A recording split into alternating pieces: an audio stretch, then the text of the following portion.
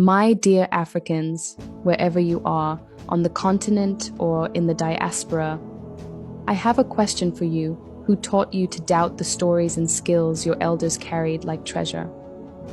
Who told you that your grandmother's knowledge of herbs was guesswork, yet paid billions to pharmaceutical companies now isolating the same compounds from the very plants she used? Why do we trust maps that made Africa look small and history books that skipped empires like Kush, Oyo, Benin, and Songhai? Who convinced you that to be educated meant knowing Shakespeare, Plato, and Aristotle, but nothing of Shaka Zulu, Queen Nzinga, or the philosophies of Kemet? Why do we memorize the French Revolution but forget the Haitian one?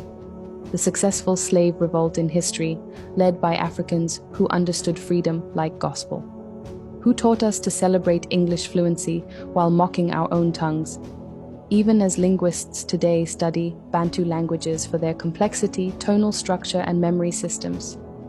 Why are our indigenous governance systems, consensus-based, elder-led, communal, dismissed as tribal, but corporate hierarchies celebrated as organized?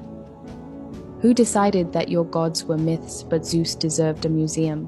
Why do we praise Western theories of emotional intelligence but ignore that our communities taught us Ubuntu?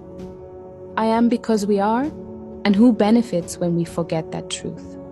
Who profits when we doubt our inheritance? And most of all, why must we wait for validation from the descendants of our colonizers to believe that what we know is also right?